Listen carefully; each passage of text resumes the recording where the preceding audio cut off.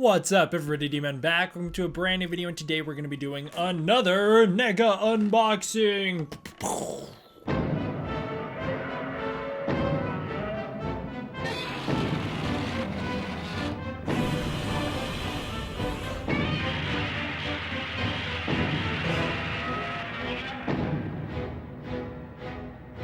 Today we're going to be checking out Neca's Godzilla 2003. This is Godzilla from Godzilla X Mothra X Mecha Godzilla. Is that how the title goes? That is how the title goes. Tokyo SOS, also known here in the States as Godzilla Tokyo SOS. This is the sequel to Godzilla X Mecha Godzilla, aka Godzilla against Mecha Godzilla from 2002. And it's got what a lot of people consider to be one of the best Godzilla designs ever. I think it's a cool Godzilla design. Maybe it's not one of my top favorites. I don't know. I'd have to think about it. But I do like it quite a bit. Starting out here on the box, you've got fantastic poster art here. Again, I love these poster boxes, mostly because Godzilla movies just have some awesome posters. I think it's great. You know, you got your human cast down here, Mothra larva, Mothra adult, you got your Shobijin, you've got Tokyo Tower blowing up, the title, Godzilla, Kiryu, that fighter jet that pilots Kiryu, everything you could possibly want. On the side, I really like this. This is a great touch. Having this little banner here with Mecha Godzilla, Godzilla, Mothra, great. And then Mothra down here shooting the web with Tokyo Tower in the background, looks great as well. 65-year logo, awesome.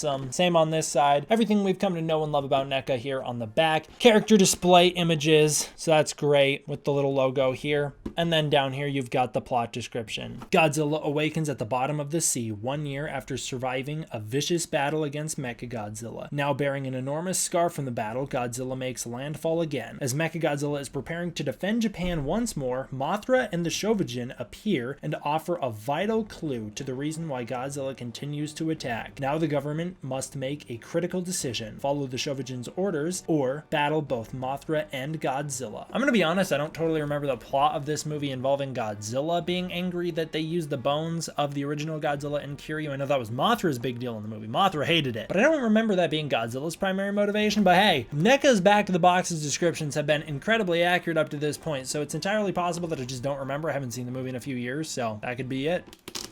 Popping it open, I do like that as well, that they have these little display things. There's something very satisfying about that particular Velcro taking a minute. You got the Godzilla display picture here of Godzilla looking head on, and then you've got Godzilla here in the box ready to go. As it mentioned, this Godzilla design does feature a big old scar on his chest, which is how you can tell the difference between the 2002 and 2003 designs. Some people really like the scar. They say it makes him a lot cooler. I think the scar is cool as well. I don't know if it makes the biggest difference in the world to me, but I do like the scar. It is cool. As far as the interior of the box goes, you've got Tokyo Tower all blown up as seen in the movie. This does happen in the film, so it's a cool visual to put on the box. It also ties it back into Mothra, because of course in the original Mothra, Mothra does go knock down Tokyo Tower in pursuit of putting up her cocoon so that she could grow from a baby, but you get the point. So here you go, Godzilla's tail all up and out of the box, and then Godzilla here up and out of the box. I don't know why I didn't just cut the recording and take him out and then put the tail on, because I'm gonna have to stop the recording to put the tail on anyways, so that was my bad. Catch you guys in a minute. Can we just take a minute here to acknowledge how long this dude's tail is? Holy moly. It also took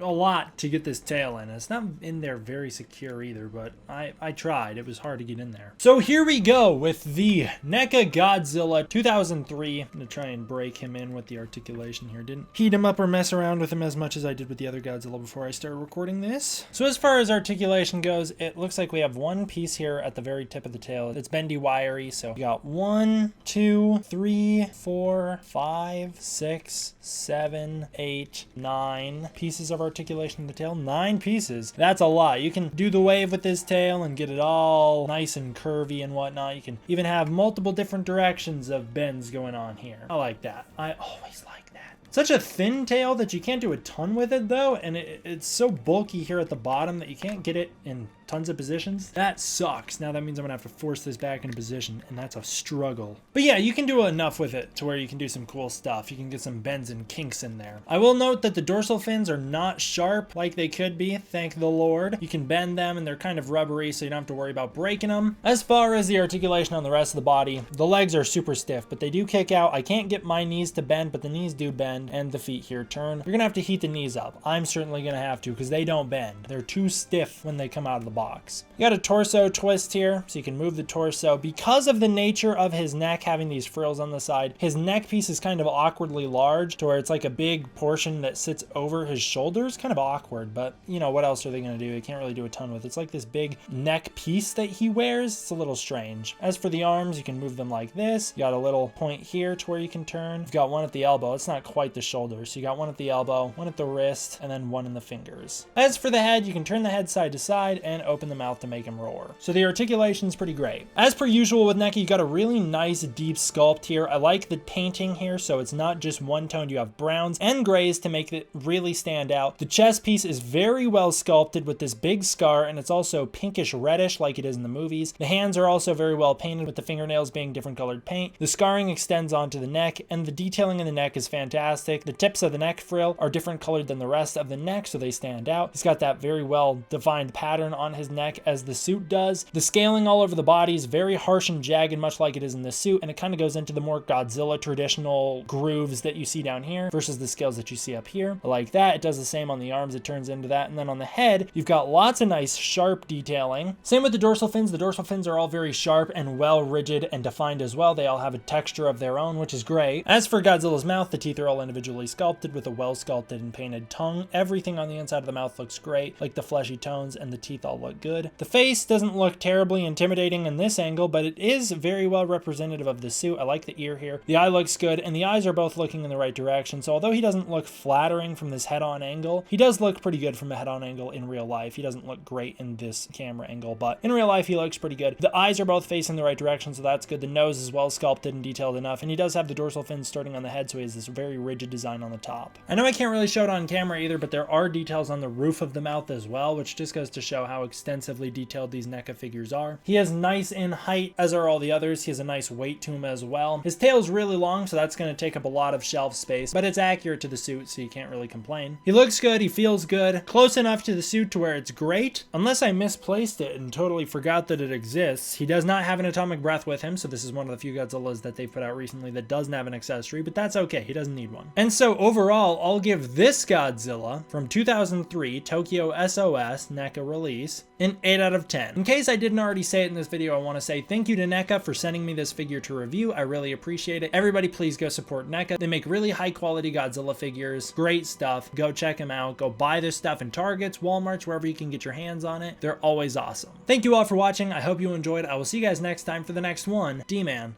out.